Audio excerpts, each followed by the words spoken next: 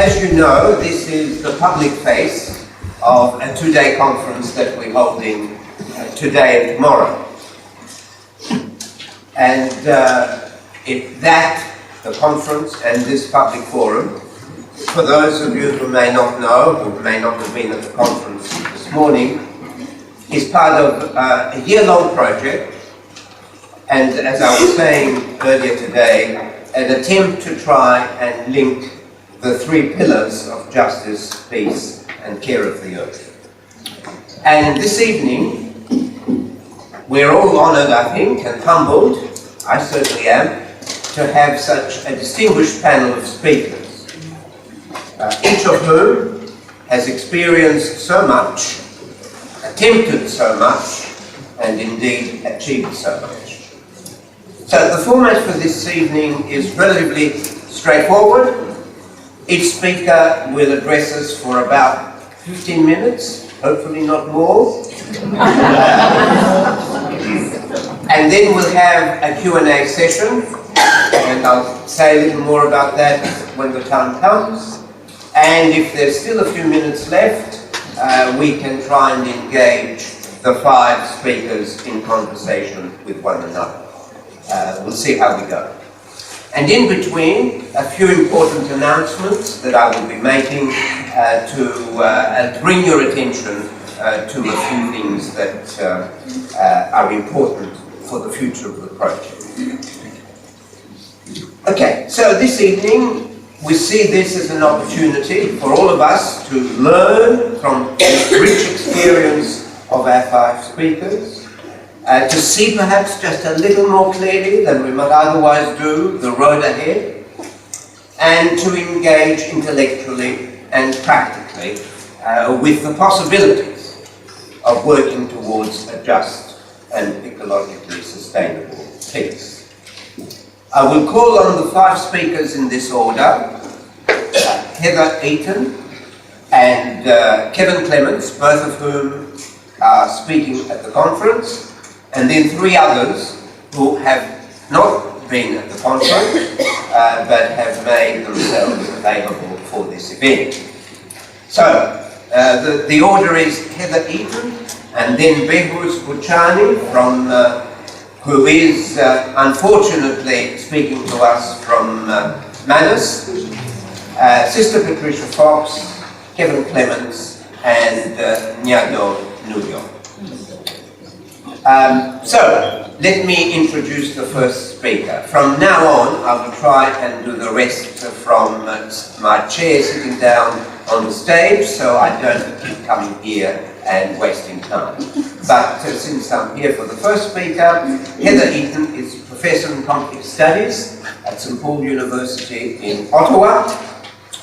She has written widely, spoken widely, researched widely on a great many issues, including ecological perspectives, liberation theology, feminist perspectives on the issues of great concern to us.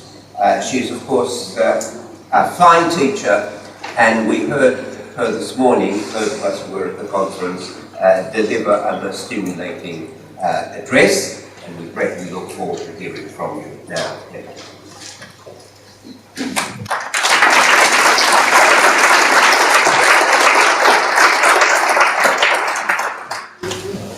You should wait to see if you like my talk.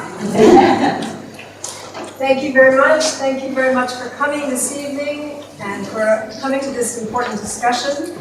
I want to say that it's very challenging to speak about peace today, because when we use the word peace, what in fact do we mean?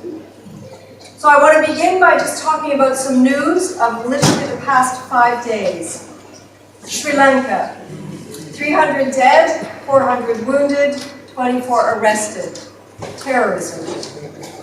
A young 29-year-old woman, British woman, Faye Mooney, working for an organization called Mercy Corps in Nigeria, kidnapped and shot. Police in Paris fired tear gas and arrested more than 100 people as part of an anti-government protest by France's Yellow Vest movement. London police arrested over 1,000 climate activists, part of the Extinction Rebellion non-violent civil disobedience movement. In Morocco's capital, Rabat, thousands of people protested, demanding the release of 42 activists who rallied against corruption and unemployment. And this was organized by political and civil rights groups. The authorities accused them of threatening the security of the country. Here we go. Amnesty International reported that the Russian authorities have arrested environmental activist and peaceful protester, I'm not going to pronounce his first name, last name Agrov.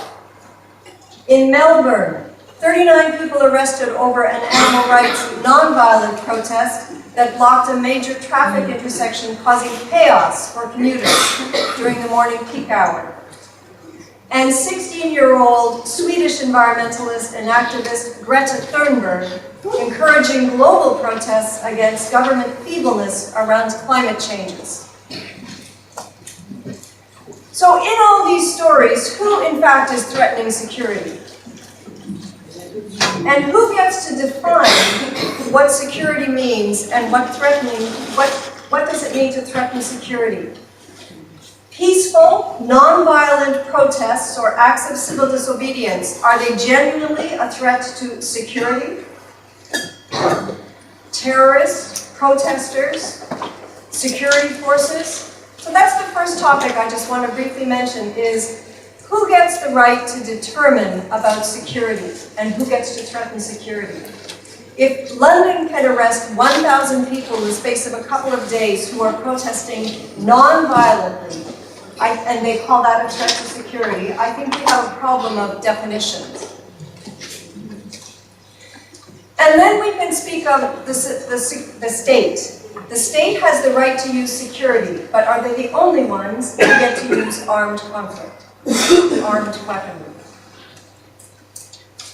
Just so you know, I speak a lot on nonviolence, and that is the direction I go, but I get very concerned when the state is the only group that gets to carry arms and calls everyone else who do nonviolent civil disobedience a threat to security. I work in conflict studies and peace studies, but conflict theories can no longer keep up with the different forms of conflict, interstate, intrastate. The arms industry is proliferating, mercenary soldiers are up for hire, there's no shortages of kinds of conflicts, and we don't hear a lot about liberation movements, but they are existing. We know in this room that we are overwhelmed with problems that are difficult and they're intractable. And we have structural violence of racism, sexism, poverty, violence that has all of its direct cultural and structural forms. And as we mentioned several times today, it seems to be easier to describe what is wrong than to see a path forward. So these are the reasons I say it's challenging to speak about peace, to speak intelligently about peace. Not because I think peace is impossible, because to me, peace and nonviolence are choices. Violence and war are choices. Conflict is inevitable, but violence is a choice. But because we are so surrounded by violence in its multi-forms, it's saturated our worldviews, it's saturated our language, and it's brought about a sense that this is just simply how things are. Can you imagine being a young person today and thinking that terrorism is the way of the world? And it's really a new phenomenon in the form that we're seeing it today. So what might assist us? I have two simple points. One is about democracy, which we also spoke a bit about today. Democracy is the audacious hope that the demos, all the people, can be the same as the polis, the community of active, participating citizens. What is the state of democracies today in countries that have embraced democracy? We talk about democracies that are thin and thick and frail and failed, and most democracies are at risk. Still, many claim that democracies in their imperfect realities are the only protective shield against inequalities and totalitarianism. Democracies can dilute power. Democracies can resist the hardening of ideologies, and they can allow for dissent. And democracies are tied to the notion of human rights. Australian's Aaron Gary, this eco-philosopher who's quite brilliant, claims that democracies are currently a charade because important decisions are made privately between corporations and governments, and they have congealed into an economic agenda. My pages are mixed up. Excuse me for one moment.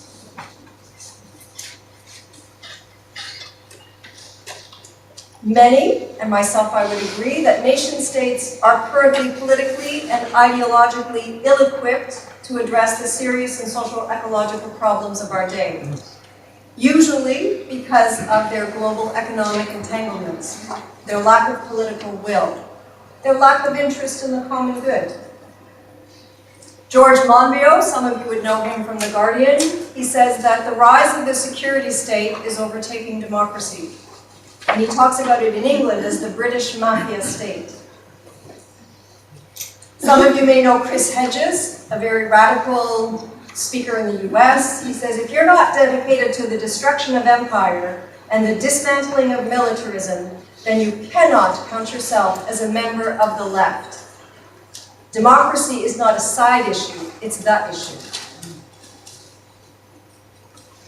But we still see alliances of countries waging their war on terror. We see sectarian violence increasing. I disagree somewhat with the speaker saying earlier today, saying there isn't a global escalation of violence. I think it's taken new forms. Perhaps there are less dead than 100 years ago, but violence has taken many new complicated forms with militarized states, drones, automatic weapons, artificial intelligence linked to weapons. And then we see that as conflicts increase, human rights decrease. Violence against women increases. Women lose rights. And yet, many predict that without functional democracies around the world, effective action against violence, inequalities, and ecological issues will be impossible. Some counter-responses we're seeing is to cultivate global ecological democracy. And terms such as inclusive democracy, global ecological citizenship, biospirit, egalitarianism, global biodemocracy, these kinds of terms are surfacing all over the world. And we know that planetary systems such as climate change are difficult to address not only due to sovereignty and jurisdiction, but because political systems don't overlap with ecological systems. These boundaries are unrelated to each other. And of course, ecological boundaries prevail, which means we need new governing structures. So back to democracy, the right to be included, the right to agree or dissent, the right to protest, the right to engage in nonviolent civil disobedience, and the right to speak truth to power. We really need to protect democracy in this form, to be able to challenge the security schema, to demand accountability, to vote responsibly, to challenge the agenda. Democracy means inclusion and political participation, but also a commitment to peace. There are new forms of revivals of democracy, but they're taking place in grassroots organizations, groups and regions that are reclaiming their social power. They're taking local initiatives, they're community building, and they're engaging in civil disobedience. And I take the examples of the climate change protests, which I think are demonstrations of political activism. These are one form of ecological democracy that is very important today. And these efforts are an antidote to unresponsive governments and the militarized nation state. And this global ecological democracy has been written about and proclaimed extensively in documents like the Earth Charter, which is the most negotiated document in human history, currently at the UN, the Charter of Human Responsibilities, Earth Democracy, which is from Vandana Shiva, the People's Agreement on Climate Change, the Rights of Mother Earth from the Cochabamba Declaration, and other such global and planetary justice charters. So to me, these signal a change of vision and a shift from the nation state to a planetary horizon. And they share an ethical appeal for the common good, for humanity and the Earth community. And this is a new form of security. My second point, completely different, is on spiritual insights. If you have any young people in your life and you pay attention to what's on Netflix and movies, you'll know that apocalyptic scenarios are filling the human imagination, at least in the Anglophone Western world. And I think it's a very important...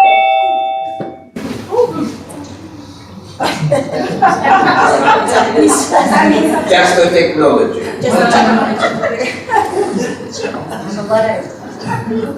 It's very important for us to be aware of what images are filling our social imagination for ourselves, for our children, for our cultures. I do think the corporate state apparatus has vastly increased its domination over the social imagination, and it's hardly been noticed. What is missing so often in our reporting and discussion of these issues is debates about values and attitudes and responsibilities and long-term versus short-term costs.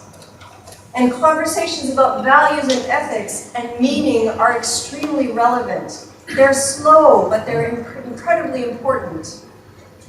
And the issue of vision, we talked about this today. What is our vision?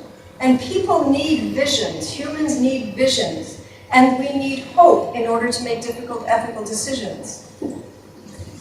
Albert Einstein says, problems cannot be solved at the level of consciousness in which they were created.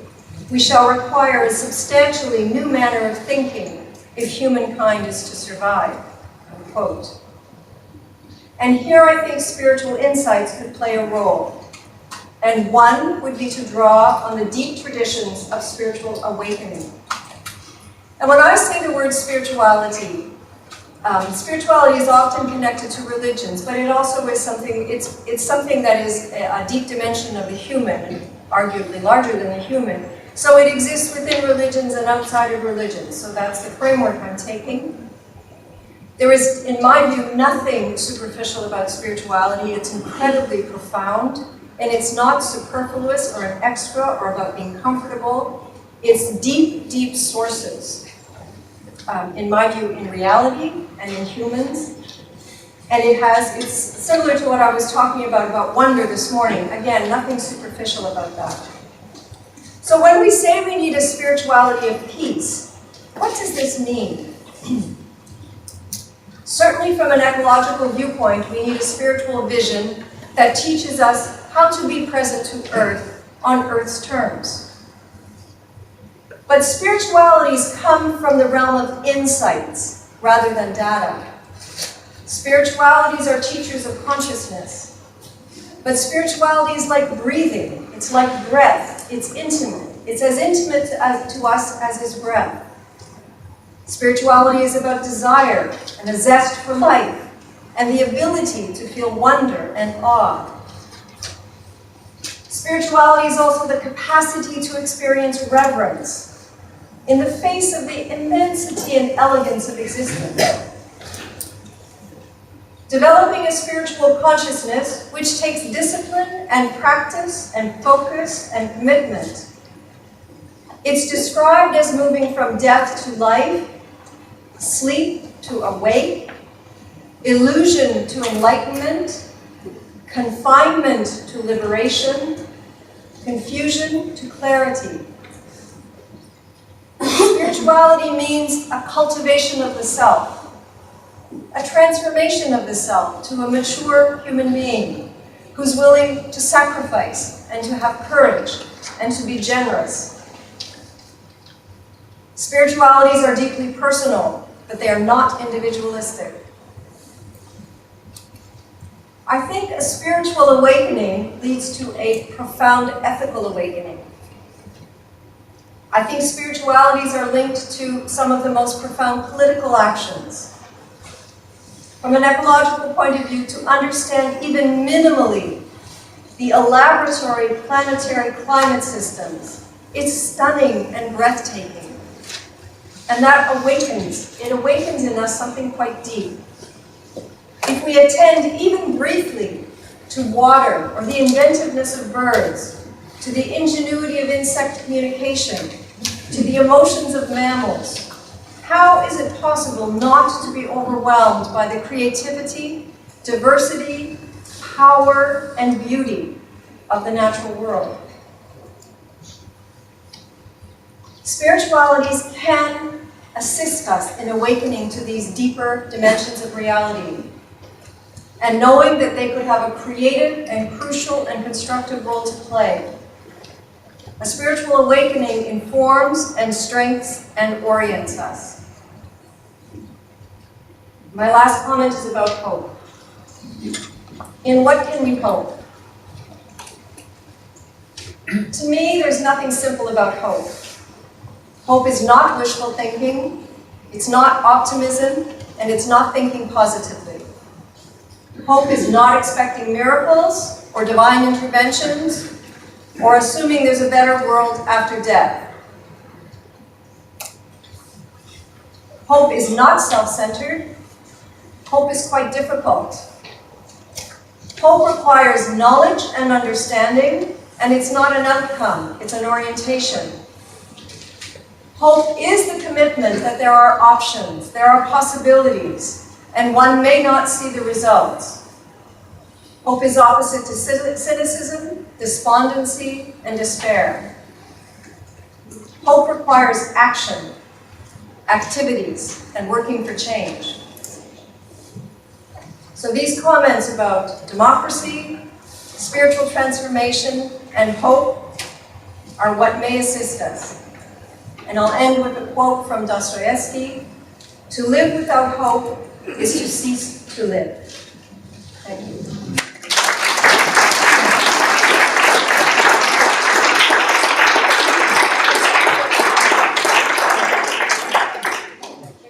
Thank you very much, Heather, for a second highly stimulating and enriching address. And in describing some of the negative features of the world in which we live, you could well have been describing the society in which we live, Australia. And one of the victims of that unjust, exclusivist, timid and fearful society that is Australia is the man we're about to hear. Behrouz Boochani, a brilliant man, a man of many gifts, who has been confined to Manus for the last 6 years, who has written an outstanding book that at least the state of Victoria acknowledged through the Premier's Literary Prize just a few months ago. So, Behrouz, it's a great privilege to invite you to address us this evening.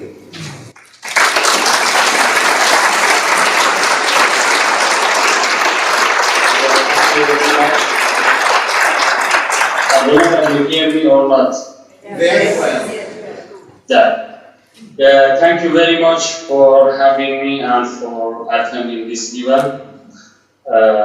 It is a great honor for me to talk with you and have this opportunity. Actually, I'm not going to talk generally about human rights and about the human rights generally, around the world. I would like to just focus on what the Australian government is doing on Manus Island and Nauru, and briefly give you some information about the current situation, and then talk about our movement and how this policy is working. Right now, I'm not in Manus. I'm in Port Moresby. They sent me here to do an interview with Americans. So As you know, there is a deal between Australia and America, but unfortunately it is a very slow deal, and they are processing people in a very slow way. More than 2.5 years ago, they announced the deal with America, but if we look at the deal and this process, we can see that still hundreds of people are in Manus and Nauru, and nothing happened for them. So, but I use this chance to just visit Port Moresby for the first time. And smell city. Today I had this chance to go to PRH Hospital in Port Moresby.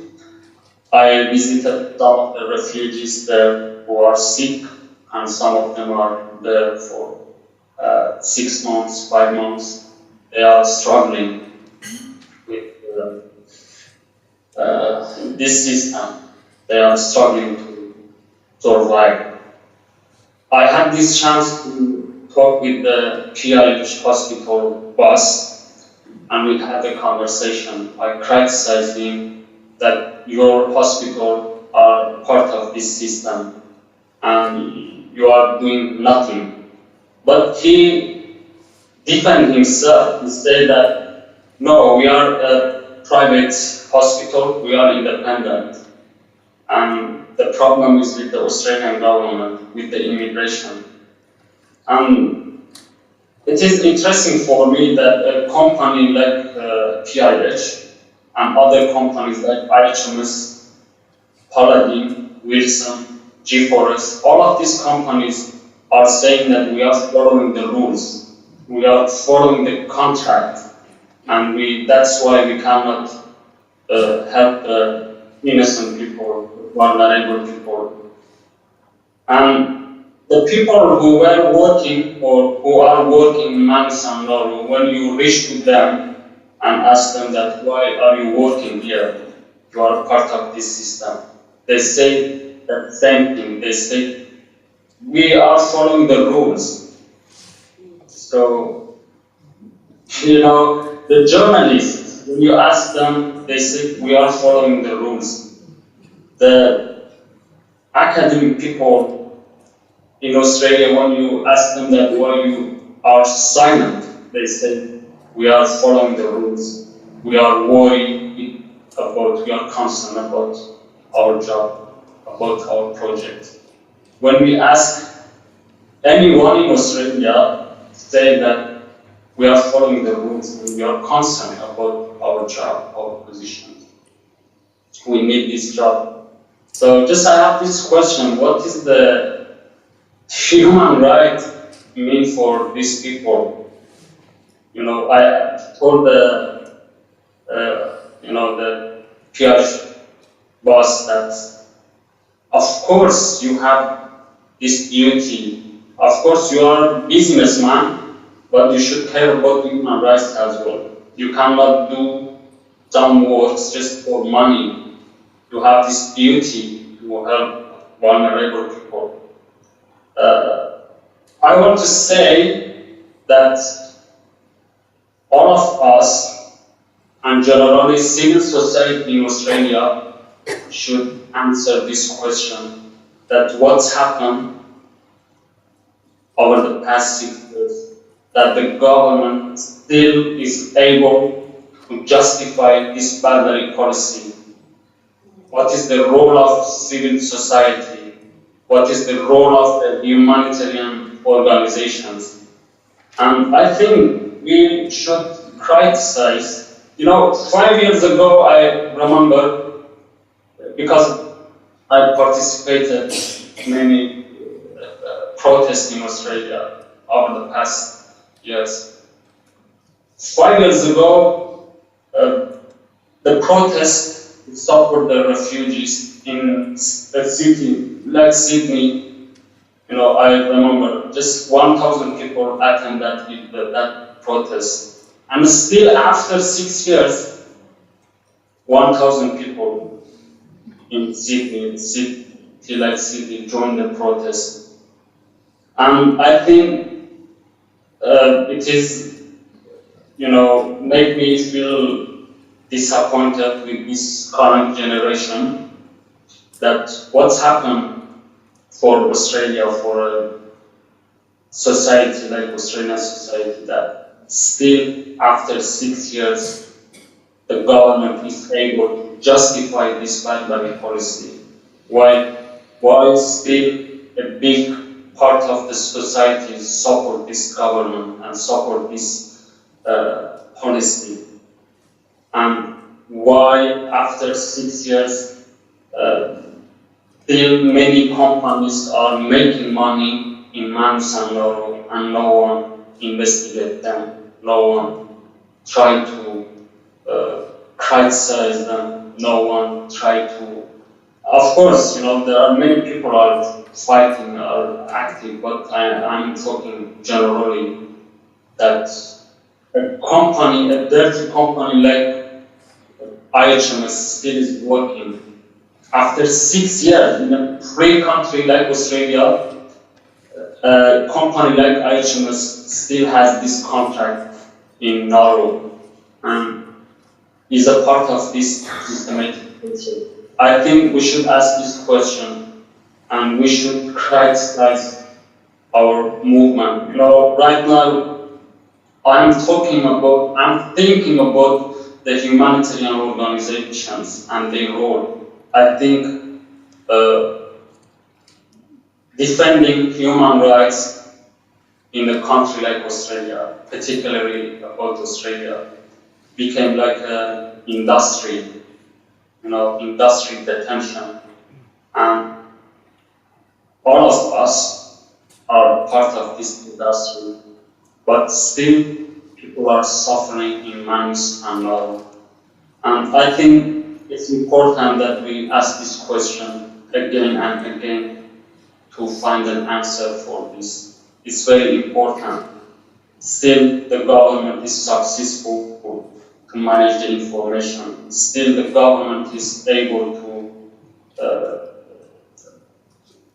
keep us in limbo.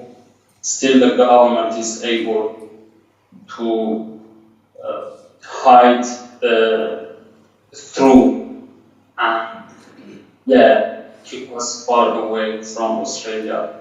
I think there are many questions, but the main question is that the civil society really should criticize itself and to find this answer. But of course, we should have hope. We should be hopeful about future, because we must continue. We must continue. Many people ask me that why are you struggling? Why are you still struggling? And I can say that I don't have choice but fighting, and that's why we survive. Although so far 12 people died on Manus and Nauru, and hundreds of people damaged physically and mentally. And right now, just 3 months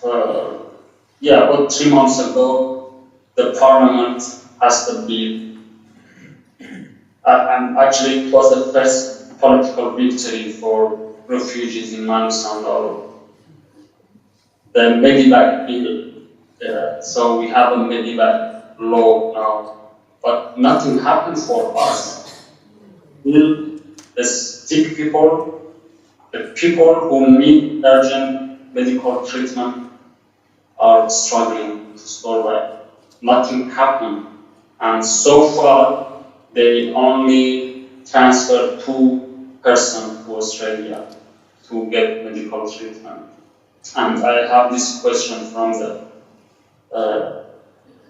our supporters, the organizations, that why are you working in this way? Because, I and my friend Rehan Satta and some of the independent advocates, we have been working on a list I mean, that seek refugees for months and months, and we have worked so much to have this list and information, and we were expected that after the bill passed, we use this information and these documents to transfer sick people to Australia. And we deliver all of those information and documents to the organizations. But after about 3 months, nothing happened. They didn't use them yet. And I think we are victim of politics. And even these organizations, right now that I'm talking with you, are a part of this system.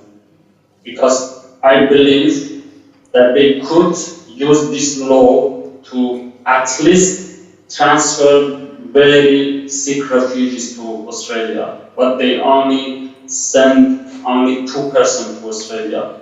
And I have been silent about this. I didn't write about this because I didn't want to make our movement weak, but I think it is the time that I speak out and talk that they should answer. After 3 months, nothing happened, and the government still refused to transfer sick people. We have a law now, but nothing happened. And I think everything depends to the election, federal election, and this organization are, I don't know, but definitely they have some reasons, I mean political reason. So that's why just we should wait for the election. Hopefully after the election something happens for the sick refugees. Yeah, I think, and I believe my experience is that we cannot defend human rights through structures, through organizations. It is the thing that I believe, and we should find some different ways to defend human rights. Yeah, thank you.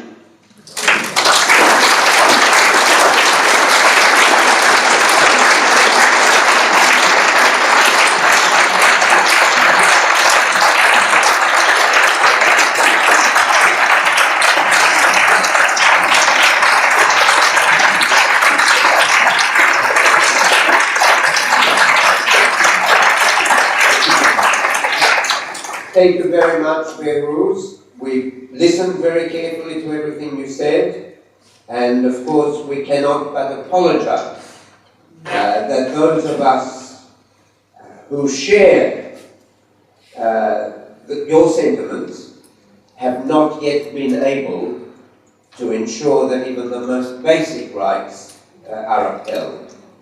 And you have very tactfully and politely keep referring to the government being able, but governments are able only when populations, civil society, don't take matters into their own hands, or at least in sufficient numbers. So we have plenty of work to do, because we would like to see you in Australia very soon.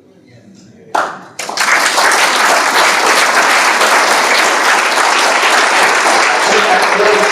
I say something? Yes, please.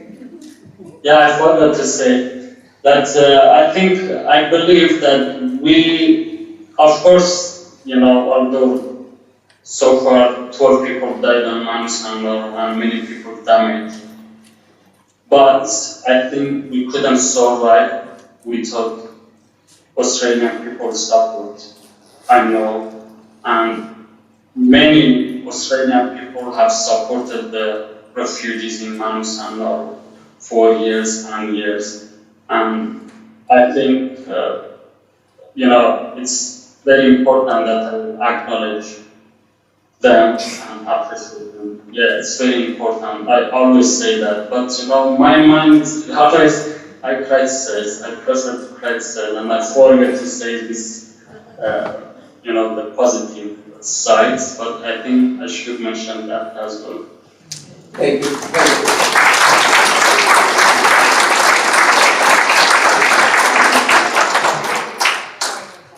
Our next speaker is someone who has been at the forefront of human rights, all kinds of rights, the rights of people working on the land, labour rights, people whose civil liberties are infringed, and of course who are experiencing the power and militarism of the state.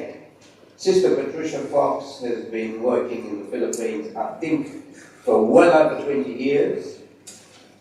She is widely known in the Philippines, and now, of course, she's reasonably well known in Australia.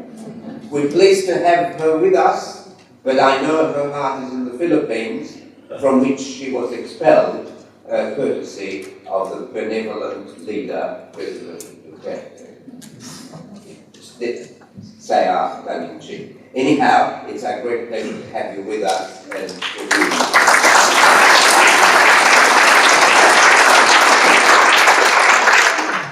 you for coming. Usually I have a thing, but I got distracted with who was speaking that when he said he has to speak out because he has no option. And I think that's what with the people that I was with. And a lot of religious would say, we need a new paradigm, no more on the streets, no more in the... And you'd say, where do these people have their voices heard, except if you come out in big numbers and make your voices heard and show your bodies there. And so that's where people who are oppressed, that's how they make themselves known. So in one way they have no choice, but they do take positive action, and I think that's one of the exciting things that's happening in the Philippines, which I got into trouble for doing. I was thinking of, like, if you go with Laudato Si, you know, the letter of the Pope, which has been mentioned a few times today, and one of the things he says is, peace, justice, and preservation of creation are three absolutely interconnected things which cannot be separated and treated individually without falling into reductionism.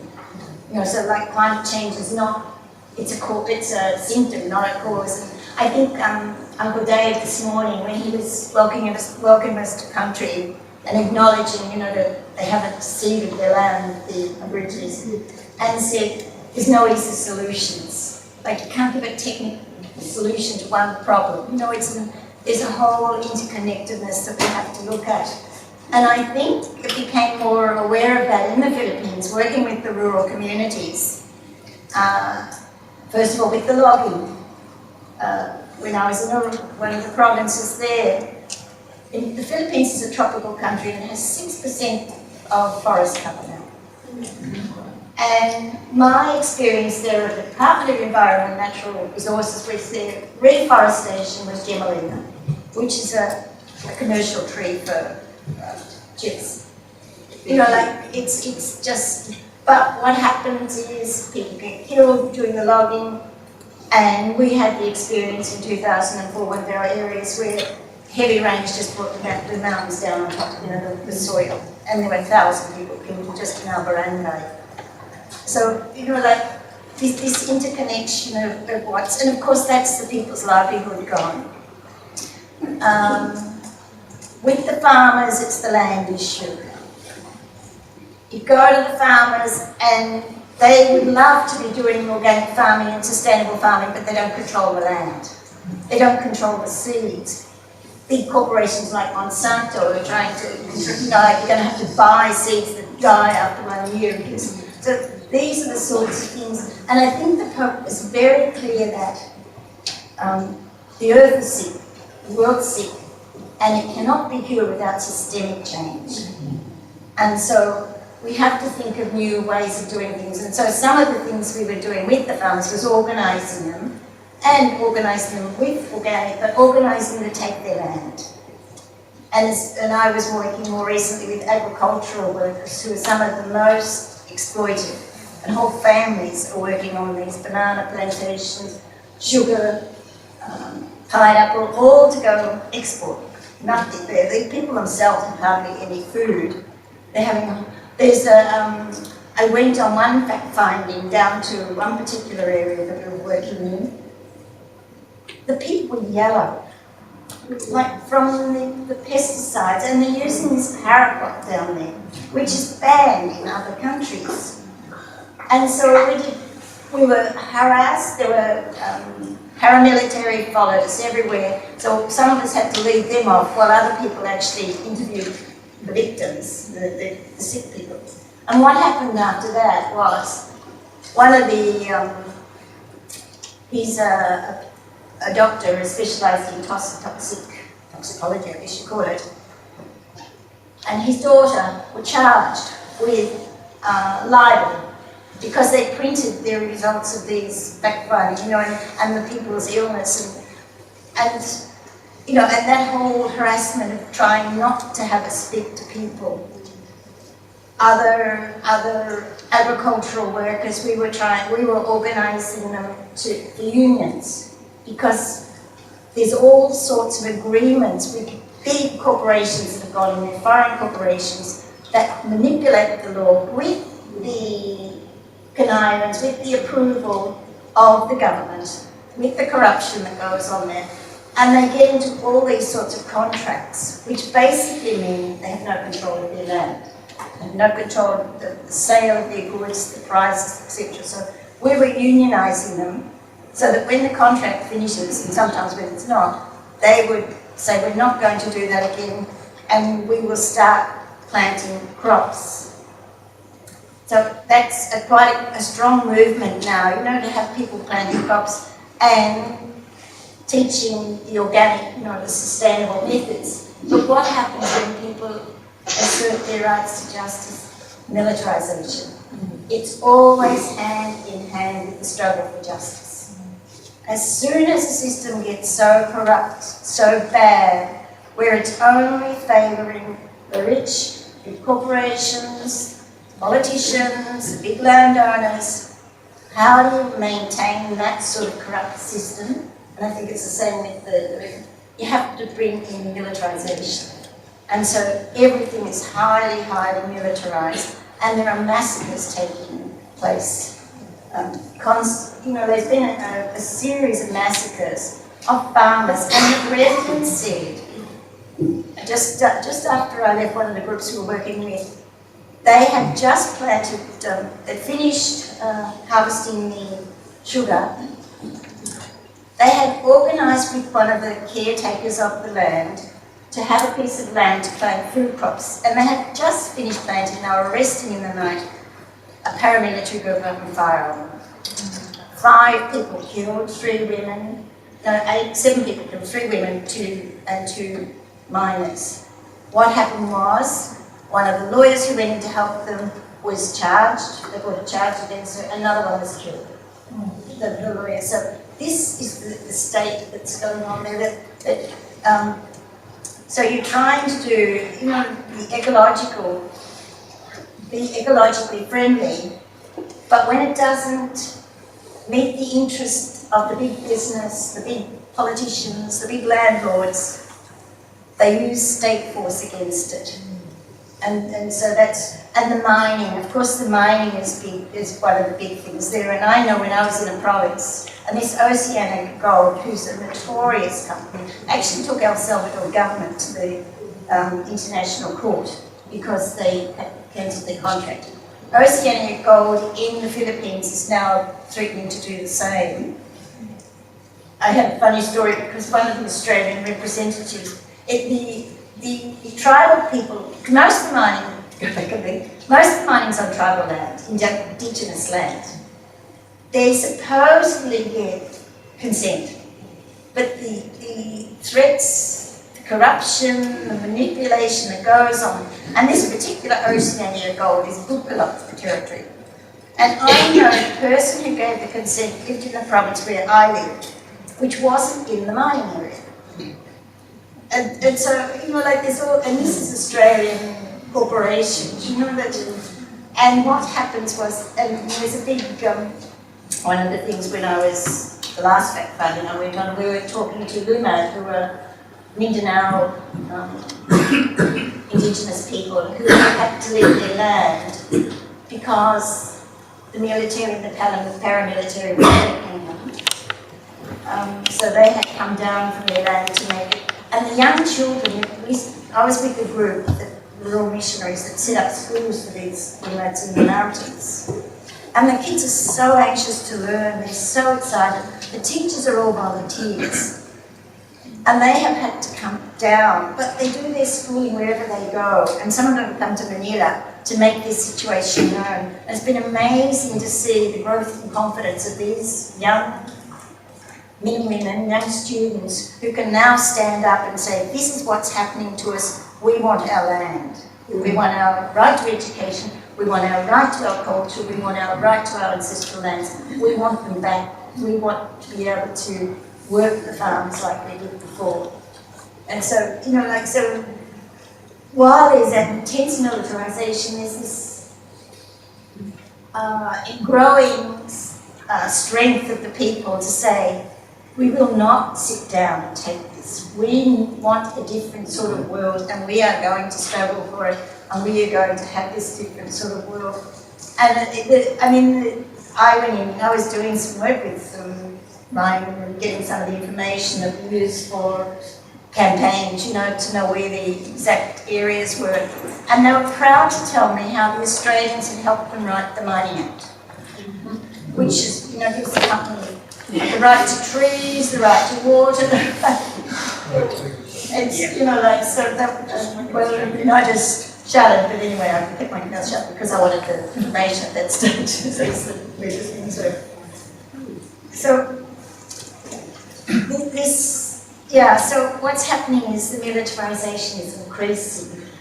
The human rights abuse is increasing over there. The human rights defenders are increasing, and on my charge I did have that I was documenting human rights.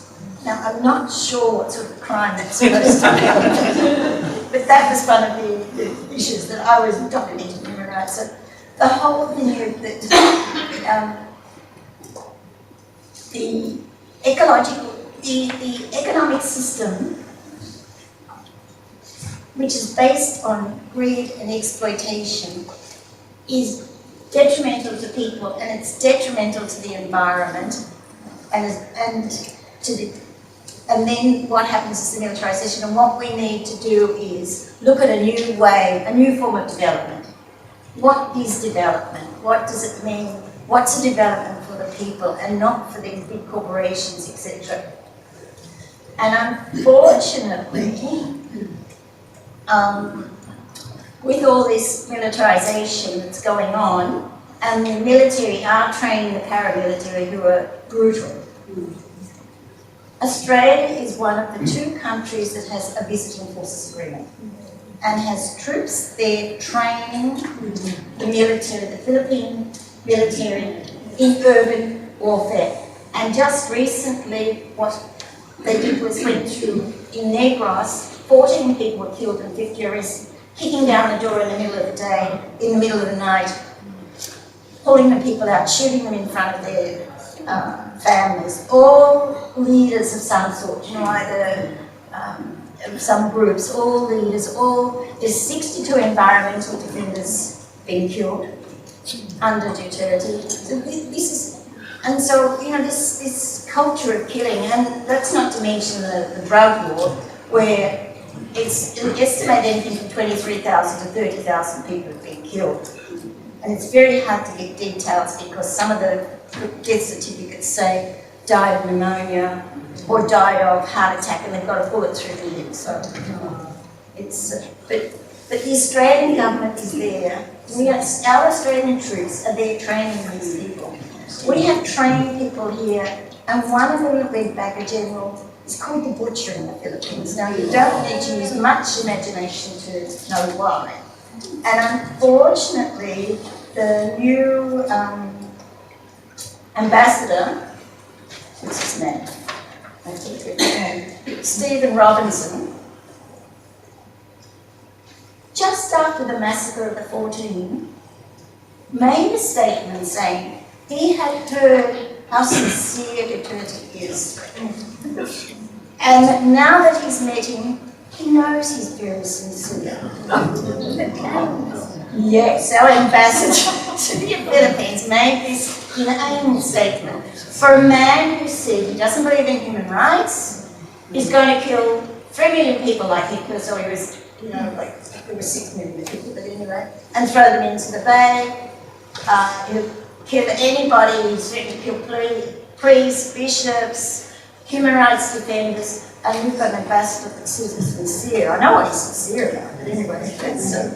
So I think, you know, like, we have to start saying, what is our government doing? What is our government doing to our refugees? What is our government doing in other countries? We are one world, you know, they are our brothers and sisters wherever they are. We have to take responsibility for them.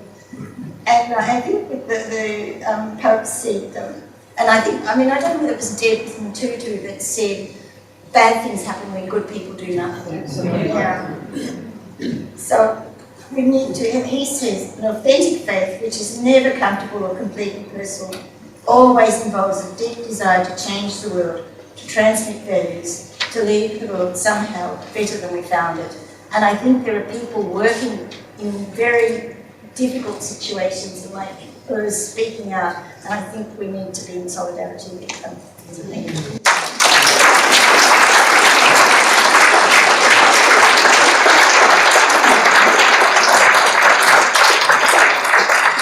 Thank you, Patricia, for offering us another not so agreeable picture of not only what's happening in the Philippines, but what is done in the name of Australia by those who are allegedly in positions of authority. So much more for us to think about. Okay, our next speaker is Professor Kevin Clements, and I thank Nyadol for being so patient, being the last speaker, so we'll get to it fairly soon. Professor Kevin Clements is the foundation holds the foundation chair for peace studies at Otago in New Zealand. He is one of the biggest names in peace studies anywhere in the world, has held chairs in different parts of the world, including in Australia, has written widely, spoken widely, and is practically engaged on many fronts, has been for many years, as well as being a researcher and writer. So, over to you, Kevin. Thank you, Joe. Use the microphone. Thank you, Joe. I feel terribly embarrassed being the first speaker after the collection. I hope that what I have to say lives up to the kind of pain you're all suffering. So, anyway, as we say in New Zealand, there's a mihi a ena mana and a rea and a haifa, tena koto katoa, which means I acknowledge the spirit, I acknowledge the word, I acknowledge the people from the four winds, and I welcome you all here. And I want to acknowledge the traditional owners of this land, and I want to acknowledge the ancestors of this place, St. Mary's College, and all who've studied here and worked here. And I want to acknowledge all of you who've had a very long day, but all of you for the passion you bring and the wisdom you bring to this business of peace building. And I come to you from Aotearoa, New Zealand, where we just had in the Christchurch massacres. They were the worst mass murders we had until Sri Lanka over the weekend. They placed us 8th in the world in terms of total numbers of people killed. But now we're number 9, and the Sri Lankans are way up there, right, almost at the top of the list. When we were thinking about these mass murders, as I said this morning, we were wondering about how to explain it, and we were dealing with shock and pain and the tragedy of it all. And our first initial reaction was to say, well, it wasn't us. That wasn't these murders didn't represent us, and the fact that the murderer was an Australian who shall remain nameless meant that we could blame somebody other than us. For the actual act. But as we started thinking about it, it became clear that we couldn't blame others, that we were by no means blameless in New Zealand itself. And in fact, our whole colonial past was full of negative otherings, manifest in the violent expropriation of Maori land, language and culture, The 19th century gold rushes, we had a large Chinese population come to those, and they were actively discriminated against. Some of our foremost liberal politicians were terribly racist in the 1890s. And all of that, I think, has created a very permissive culture for subtle and not so subtle racism, misogyny, homophobia, Islamophobia, and negative perceptions of people who are not white Anglo-Saxons, Protestants and Catholics. So I think it's been very sobering for us on the other side of the Tasman. We ranked number 2 in the Global Peace Index, but we felt shamed and diminished that this act happened on our soil. And I felt shamed and diminished for all of you, as we heard our colleague from the Manus Islands there, who I should say incidentally, New Zealand is willing to open the gates for you. If you're Australian, you will actually come. We'll have you in New Zealand, but they won't have you here. And I think the massacres raised some fundamental questions for me about how we ensure high levels of synchrony and consonance between our personal ethics and values and our political stands on all the key existential challenges facing the world. Climate change, environmental sustainability, direct and indirect violence, nuclear threat, war, bias, prejudice, and race hatred. As a peace researcher, I'm interested in conflicts and violence everywhere and how we might prevent it, manage it, and transform it. And we've got no time or space for thinking of these questions in isolation or reviewing them from narrow disciplinary perspectives. My mentor, Adam Curl, said, peacemaking is the art of seeing that things which are apart are in fact connected and part of a wider whole. And so we look for, in all our work, we're looking for those that can unify, those that have creative capacity, and those that can, and all that can control negative dividers and polarizers. There's no alternative, it seems to me, to bringing ecological and systems perspectives together for analytical purposes, but also so that we might mobilize and harmonize the dynamism and enthusiasm of the environmental movement, the feminist movements, the human rights, justice and peace movements. I'm shocked at the way in which human rights has fallen off the agenda in the last 10 years.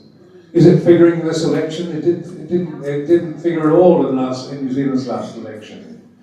I'm also shocked at the way in which we don't think about peace anymore and how to create stability and harmony in our region. And I'm shocked that here in Australia you still remain wedded to the US alliance when the alliance is headed by a man who I hesitate to say this, but this is from 2 American psychiatrists we were on holiday with a few years ago, 2 years ago, who said, although they hadn't examined him, that if they did examine him, they were considered a malignant narcissist with sociopathic and psychopathic tendencies, and if he was one of their patients, they'd place him under close supervision.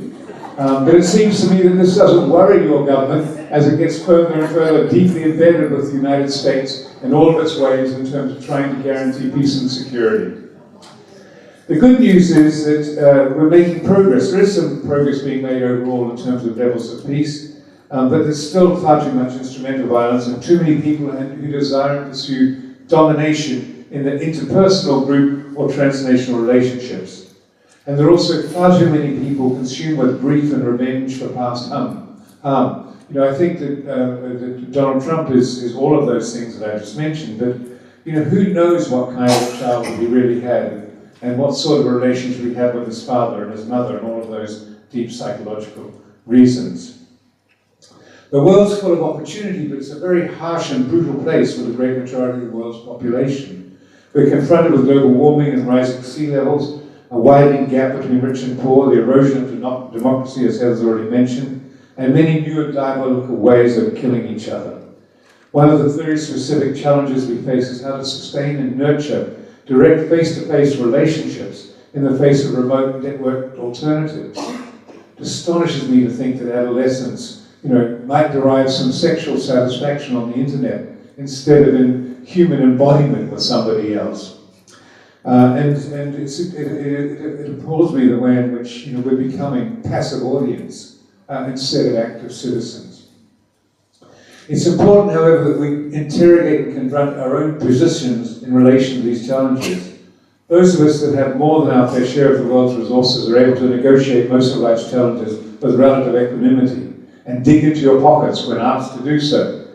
Others who are not so fortunate, however, will live in twilight zones around the corners of our more privileged worlds.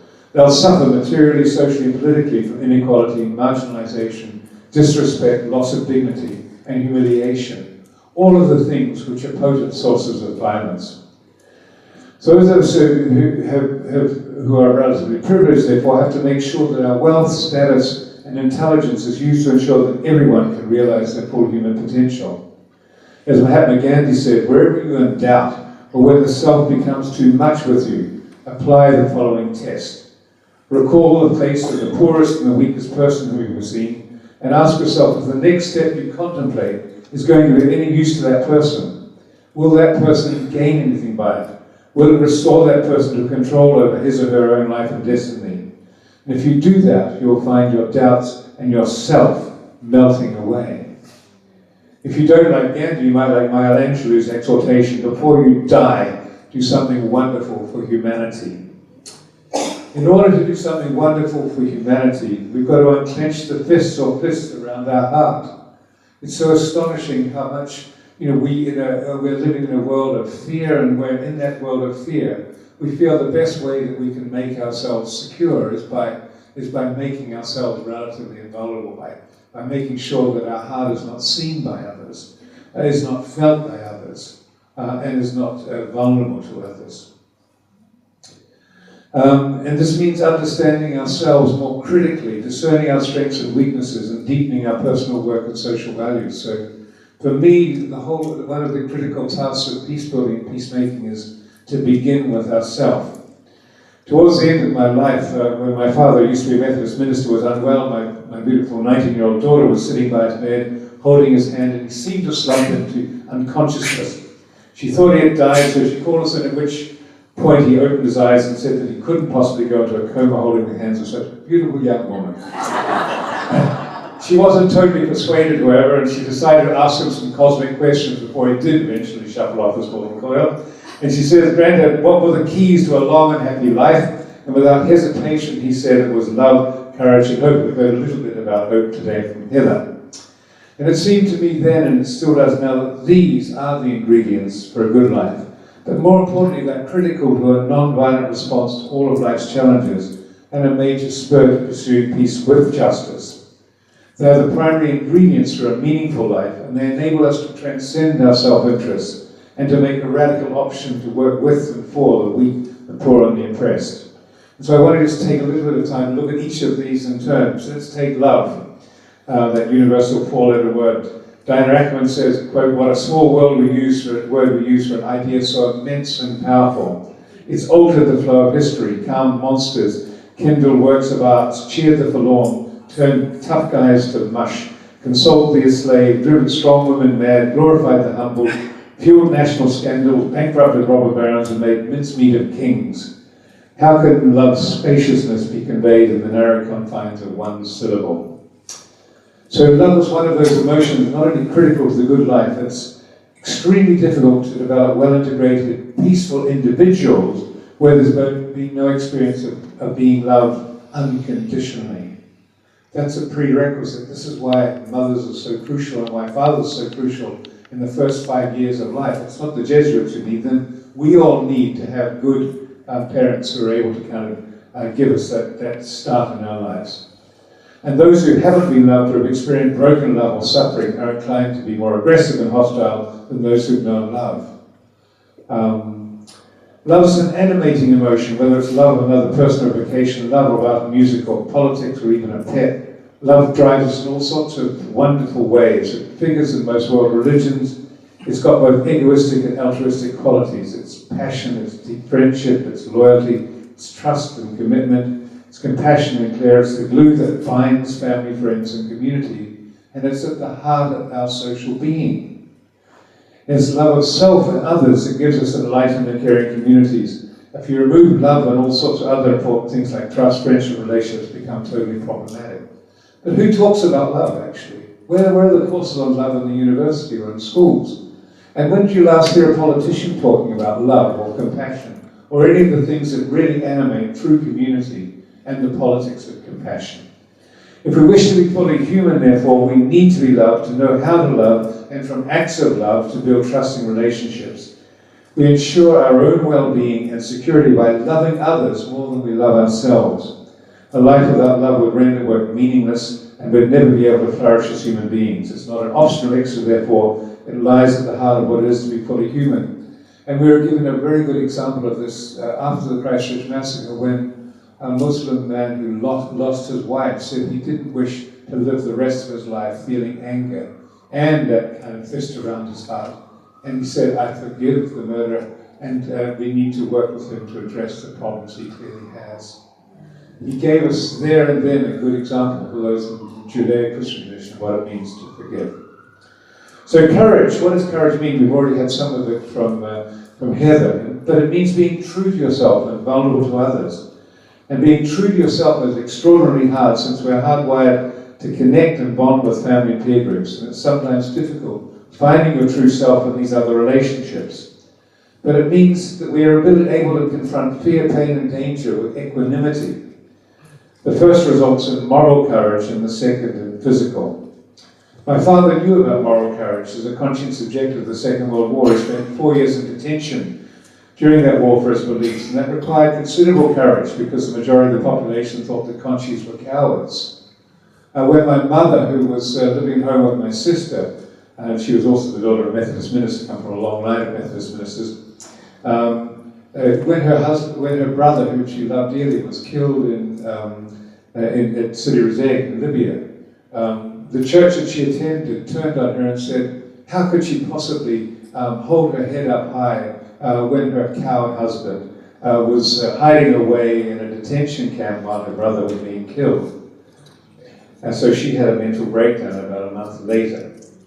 So it requires moral courage to stand against the crowd and advocate for those who are weak, marginal, and voiceless. At a more basic level, though, we just need courage to live. Life itself is precarious and uncertain. We're confronted by risk and uncertainty every day of our lives. We need courage to be in the face of everything that causes despair. We certainly need courage if we're going to tackle climate change and world peace and advocate for human rights. Courage is critical to living a good life and to most political and social transformation. It takes love to be courageous, and it takes courage to love and be in transformative relationships with others. So love and courage go together, but what about the third leg of my father's triad? Hope is another of life's imperatives. As Heather says, it transforms cynicism into action and pessimism into optimism. Daisaku Ikeda, a Buddhist philosopher, said that hope changes everything. It changes winter into summer, darkness into dawn, descent into ascent, barrenness into creativity, agony into joy. It's the sun, it's light, it's passion. It's the fundamental force for life's blossoming. So hope demands both the capacity to imagine positive futures and behaviors to realize them. And that's why this afternoon in one of the sessions we were talking a lot about vision. It involves choices and actions, but without some degree of hopefulness, ordinary living would be problematic and the world would be a nasty and solitary place. So I hope, therefore, for a world that's sustainable, just, non-violent and peaceful and ecologically sustainable. I hope for a world that's in tune with nature without weapons of minor and mass destruction. I hope for a world where there's no discrimination on grounds of culture, religion, gender, or ethnicity. I hope and work for a world where my grandchildren and their grandchildren can be free of fear and can realize their full potential in collaboration with others. So I think my father was right. If we make decisions that generate love, care, and compassion, we'll create good relationships, good business, good politics, and thriving community. We'll develop collaborative responses to national, regional, and global problems. And if we make ethical decisions with fearlessness and courage, we'll generate integrity and authenticity. If acting lovingly and courageously, we'll generate virtuous rather than vicious dynamics and live each day in a spirit of hopefulness. And these qualities are available to anyone for free. To promote them, however, we'll need to ensure that our religious, educational, health and welfare institutions and our political systems validate and legitimate these qualities so they become truly emancipatory for everyone. And if we live loving, courageous and hopeful lives, we'll experience personal happiness and be able to embrace and handle complexity, risk and vulnerability. We will do something wonderful for humanity because we will have discovered that our welfare is inextricably linked to the welfares of others. And if we work for the welfare of others and the common good, we'll be able to transcend the paralysis of fear. We'll be able to stand up against corruption and selfish populism and this new scourge of nationalism. And we'll be able to stand alongside and work with those who are suffering every day of their lives. So the very first step towards a just peace and a sustainable future is to discover the better angels of our nature. It was lovely to see the angels outside this morning welcoming us, incidentally. We need to do that to challenge our shadow selves in order, in favour of the enlightened self, and to do good, so that we might be courageous, open, and of good cheer for a 21st century that is mature and free of the scourges that are currently afflicting it.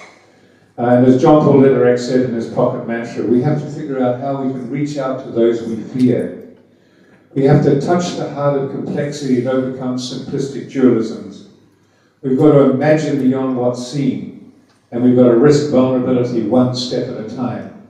And if we do that, we'll truly create harmonious society and a harmonious world from the bottom up.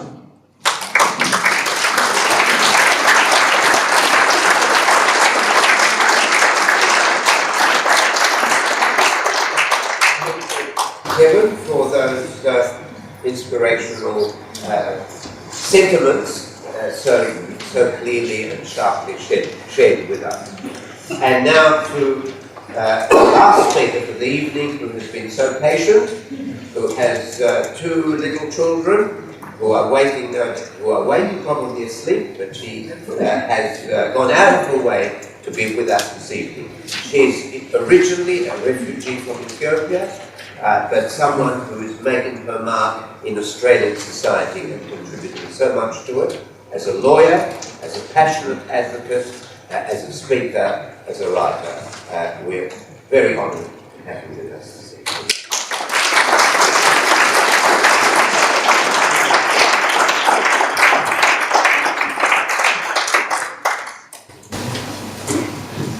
Thank you very much. I'm really honoured to be here today, especially to share the platform again with my daughter. Sadly, still in detention. It's sad that our lives are so different. I was born and raised in refugee camps, and I spent a significant amount of time without my parents because of the disruption of war, and I ended up in a refugee camp in Kenya called Kakuma, which is where I luckily got resettled to come to Australia.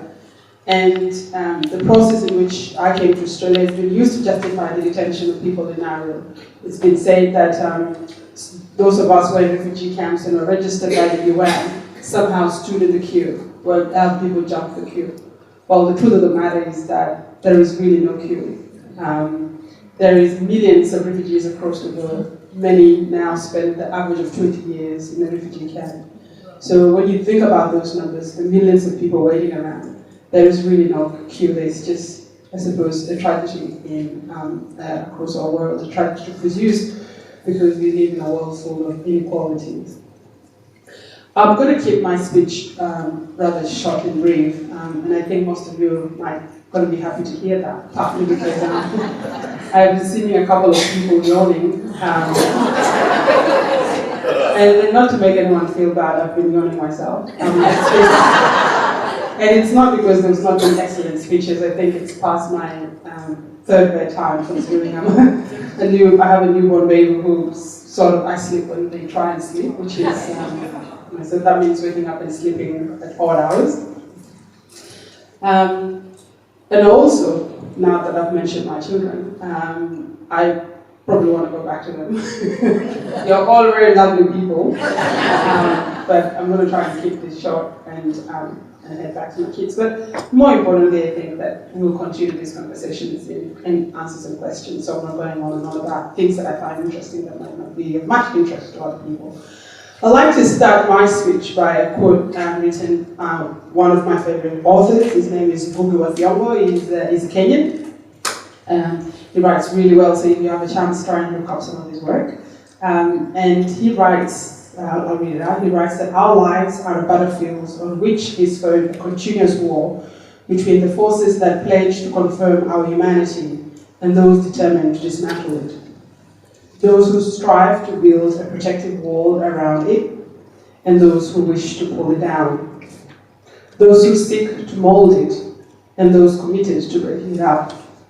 those who aim to open our eyes, to make us see the light and look to tomorrow, and those who wish to lure us into closing our eyes forever. I think, without exaggerating, we could say we do live in a world where it is possible for humanity to close its eyes forever. We live in a world where numerous countries possess nuclear weapons that could wipe out whole populations of human beings. We also live at a time where the inaction to address issues of climate change poses real risk to our future as human beings. But it is encouraging also to see that many people are taking up this battle. We've seen it as the young 16-year-old climate change activist. We've seen it through the marches, people campaigning for issues of human rights, some of whom really are not impacted personally by these issues, but it's the care that we should expand this idea of who is a human being to the most vulnerable people in the world. I think it's important that we focus on pushing back the narrative that I think, unfortunately, is coming back and taking up a lot of our political space. Narratives are very important because they're the stories that we tell ourselves as a society. A way of looking at how important stories can be is to see the significance we give to the story of the Anzacs, for example, and how that shapes our identity as Australians. Another way of looking at the importance of stories and narrative and how they impact us as a country, or how we look at ourselves, is to see the way we've treated asylum seekers, for example. The stories we tell about people, if they are stories that humanize those people, it permits us to do some of the most horrible things to these people. Now I want you to think for a moment about what is happening in the border of the United States, where we've seen children essentially separated and detained from their parents. If we were told a story that we have a group of people escaping violence, predominantly women and children, and that they're putting themselves at so much risk to give their children an opportunity that I have had the benefit of having as someone who has resettled to a country that is relatively peaceful. That these women are making sacrifices, that they're not just willingly leaving their countries for the sake of, say, economic immigration. Now, if we were told a story that had that humanity in it, that had the story of love and courage, and what we, all human beings, I think, wish and hope for, which is to live good and meaningful lives, then the actions that we see of essentially snatching children from their parents would seem rather terrible. It would be unjustifiable. And so what we are told instead is that these are a threat to the nation. We're told a completely different story. That if we let them in, they're going to change our way of life, they're going to change our culture, and they pose us a security risk to who we are. And that's why my conversation is focusing on the issue of narrative, and why each individual here can have a chance of changing that narrative. It could be something as small as writing a letter of complaint to a news organization that writes an article that is tremendously dehumanizing a part of its society. We see that all the time. It could be calling your political representative and raising your voice about issues of concern. I think that what we've seen when we do not push back some of the narratives, that we lose ground to the people that really wants to change how we can live and close us off to possible futures that can be much more equitable to all of us. To use an example, during the inquiry into the stolen generation, I was reading an article written for The Monthly, and it talks about how during that section, the Royal Commission into the stolen generation, how there was an atmosphere across the country for a want to change, a need to change, and that this kind of feeling for change was not partisan. However, soon after that report was released, soon after this need for a change by a country to address a horrific past came forward, there was a wave of right-wing articles essentially challenging that narrative and pushing back, and some, in fact, saying that there was no stolen generation at all. And what happened, because I think to some degree they succeeded, is that they snatched the country, Australia, from having a possibly different outcome to that inquiry. And instead we've been taken back a few steps to having the same debates over and over again of in fact whether in fact Indigenous people were mistreated, despite the fact that we had a whole Royal Commission going into it. But I think Australia has succeeded in some instances of pushing back against those narratives. We did so when people voted for marriage equality. We essentially, as a country, decided that it was time that a section of our society was not going to be treated as second-class citizens. We also did that in some ways when the apology was given, acknowledging past injustice committed to Indigenous people. I think the main battleground now, which to some degree, in my view, it's actually the core of a lot of the issues that are happening, is the story about who is human and who do we afford the protections as a society. And I think that question has come quite live to me over the last few years. It came into focus when we were trying to stop someone from being welcome to Australia. There was an American who started a group called the Proud Boys. And he defined this group as a group that would, in a nutshell, kill you. He was extremely homophobic, he was extremely racist, in fact he was a white supremacist, and he was trying to get a visa to come to Australia on the grounds that in fact he's not a threat to anybody, but he's just a comedian. And at the time, Australia had, in fact, allowed a number of far-right extremists to come to the country on this very idea of it's their freedom of speech and they can say whatever they want. Until that point, it had not seemed to me important to push back in terms of starting a petition and stopping the government from getting them to come here.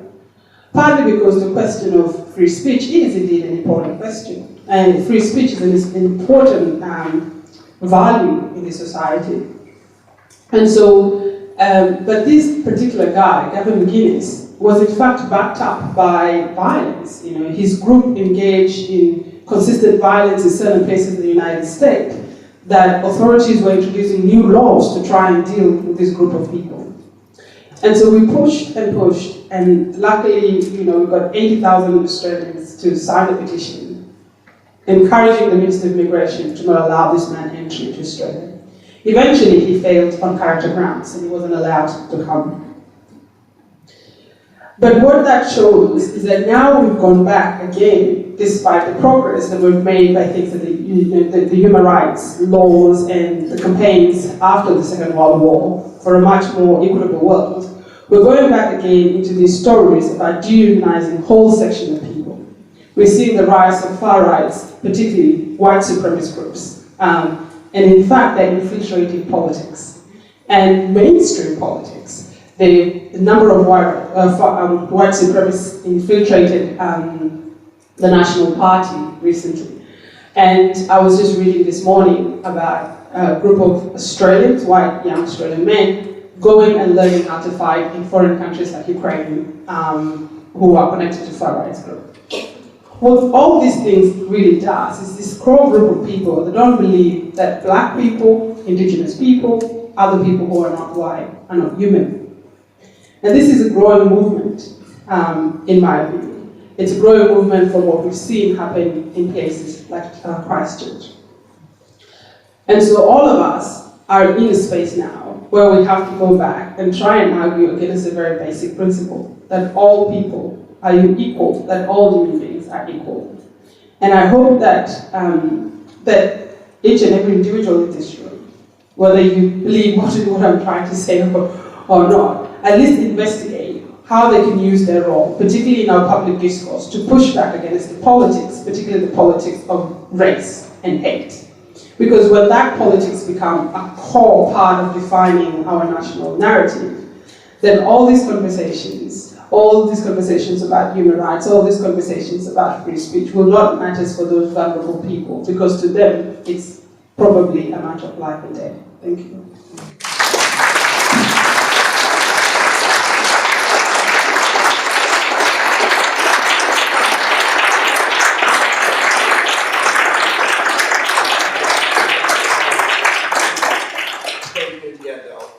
Now, we have just a short period of time because we're all getting a little tired and some people need to get away for just a few questions. other people who would like to ask a question of any of the speakers? You're very welcome to raise your hand now. There's one there. I'm just taking a look and see who's particularly interested. Anybody else? I have one. Anyone else on the stage? I can't see. Oh yes, two. So, could you both come? It would be much more effective if you were able to speak from the lectern where we have a microphone. So, could both of you please come? Well, perhaps you can stand as loudly as you can. I was really just wanting to ask Heather, after such wonderful talks from everybody. Right here. I was wanting to ask Heather what the name of the, I just wanted to know the name of the Melbourne person that you mentioned, who talks about the democracy as a sham. Oh, Erin Gare. Erin Gare. So Erin and then G-A-R-E, G-A-A-R-E. And she's Melbourne University. Place, did you say? Is that the equal philosopher I mentioned Yeah. this evening? Yeah, he is, writes a lot about democracy and postmodernism and ecological civilization. Okay, yeah, I was just interested in following that up, so. Sure. Yeah, thank you. I can give you the reference tomorrow. Right. That was easy? Yes. I just wanted to ask whether this conference is going to do of making statements or representation about the imprisonment of Julian Assange and also Chelsea Manning, who are both in solitary confinement in the United States and the UK respectively. And I think this demonstrates the erosion of basic democratic rights that a lot of speakers mentioned here tonight. Perhaps we just take that as a comment and it can filter through to the discussions for those who would like to tomorrow at the conference. Any other questions? Any other questions? Yes, please. Do come to the podium. The microphone will come to you.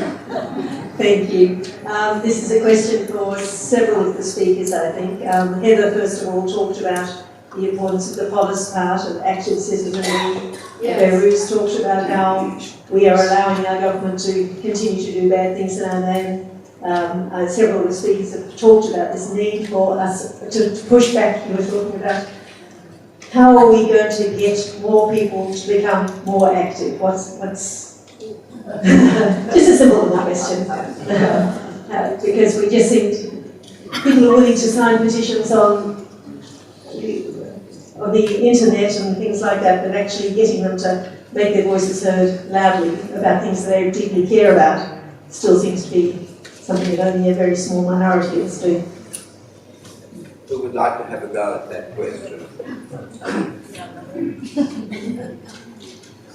Anyone? How can we get 5 loquacious people in their stumps? We don't know how to participate. I think it's a really hard question. I mean,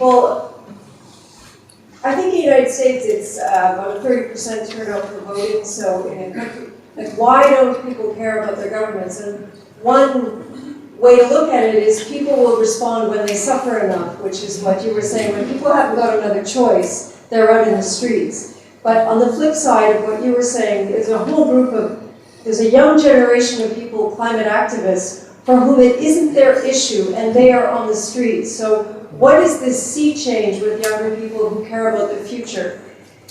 I mean, I don't have an answer for how to do it, but I can observe it when it happens. Yes. Kevin. And most revolutionary change occurs after crisis. And one of the big challenges, I think, is, what the implication of what you're saying is, how do we mobilize people before the crisis? I mean, I was irritated that it took the mass massacre to kind of get gun control changes in New Zealand. I'm pleased that it did, but I mean, it's appalling that it took a massacre. And so, how do we open the hearts and minds and attitudes of our political leadership to the necessity for some fundamental changes if we're going to have any prospect of guaranteeing existential security. And that's the challenge, it seems to me, which is, how do we, without coming too sort of alarmist and pessimistic about, the state of the world and so forth, how do we kind of begin looking at all the diverse fault lines and the way in which the world is really broken, and saying, well, if we're going to have any chance of survival through time, and our children and our grandchildren, then we've got to get out and move from becoming passive audience to active citizenry. If I may, I'll recognise another question, just to add a note by way of an answer to that question, which has exercised me for at least 6 decades. Just tells you how old I am. It's not the case that people respond to all crises. Crisis comes and sometimes they don't respond, and crises come and sometimes they respond. Sometimes they respond when the crisis hits them directly, and sometimes they are sufficiently exercised to respond even though the threat is far away and affects others. So, there are, I think, 2 factors that are crucial, and they're both to do with psychology. There has to be what I call electricity in the air. But importantly, you have to have the kind of listening that enables you to detect electricity when it's there. Otherwise it passes you by. And the only way to make sure that that can happen is to refine the skills for being alert to the signs of the times. And the only way that can happen, in my humble view, is threefold. There are many others, but 3 that I think are worth emphasizing. Correct. How many parents in Australia, proportional, as opposed to absolute numbers, can claim that they have parented their children, mentored them, and equipped them to live life meaningfully in this broken, globalized world in which we live? I mean, proportion of the total population. Enormous amounts can be done, and we need skilling for parenting. Number 1.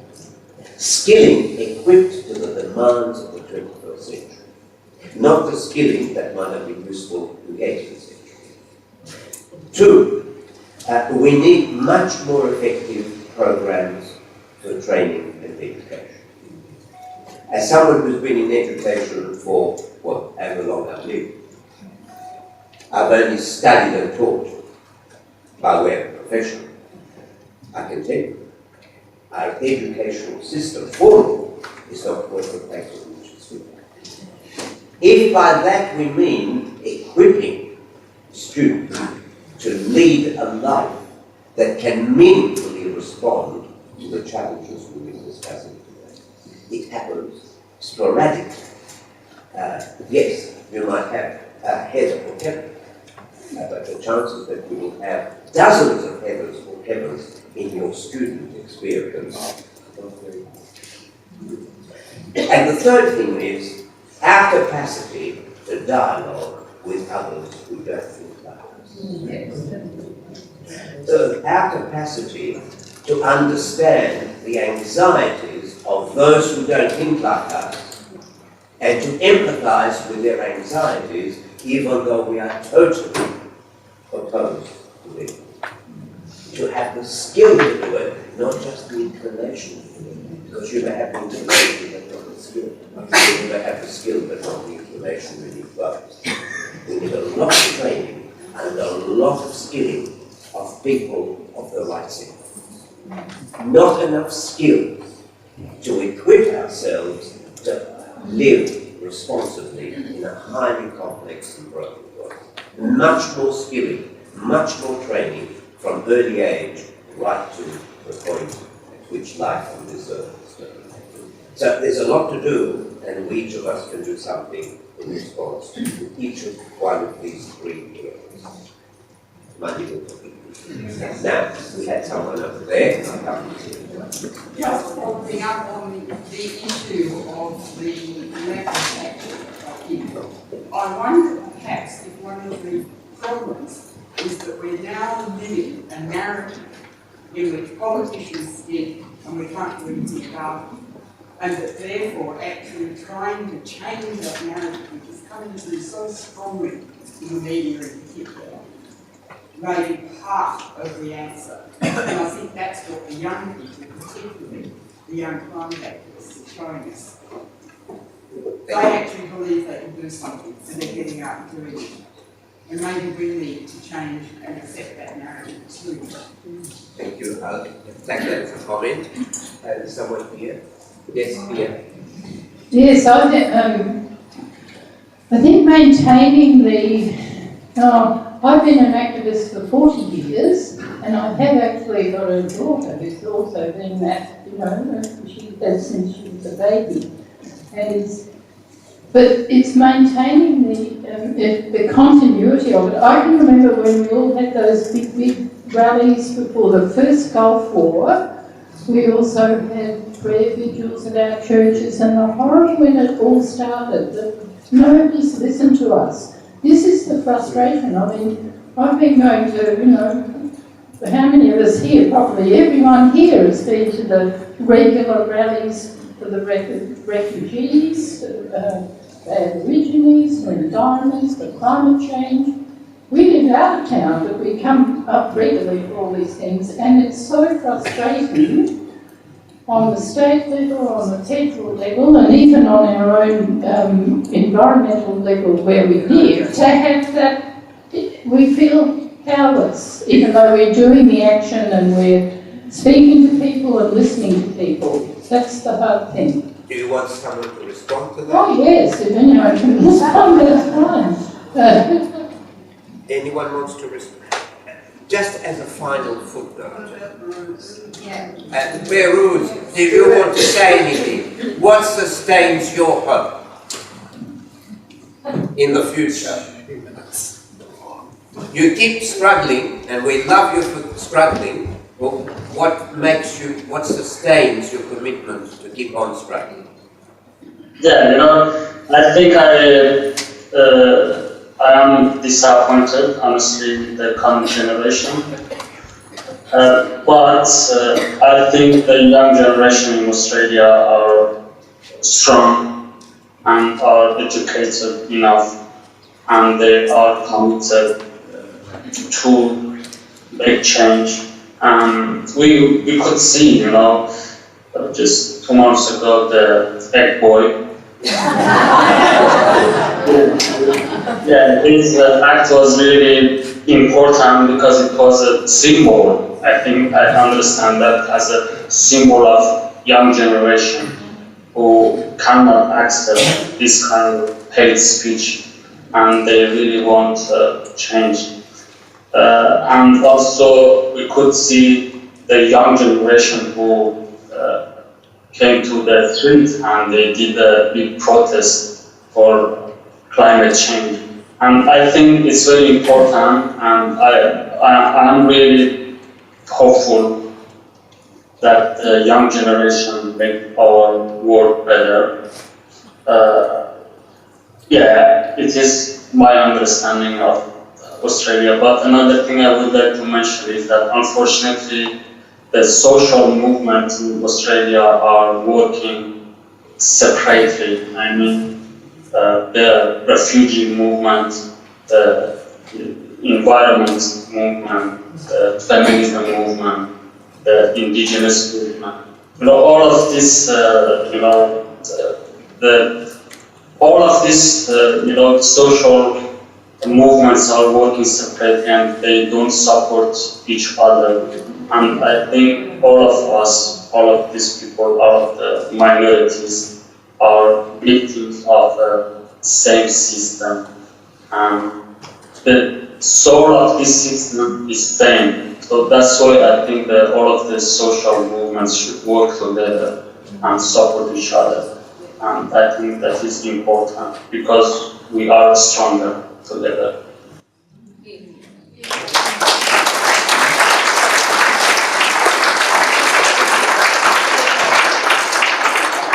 Thank you, Behrouz. I think that's a very fitting end to our conversation this evening.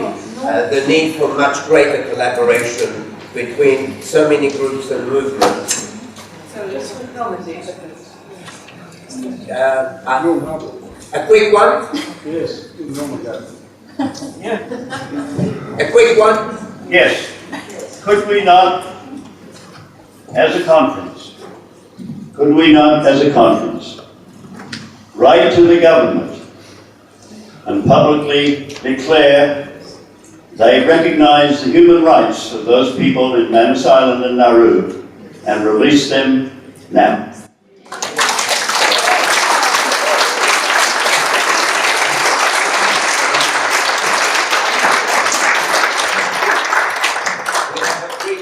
By acclamation.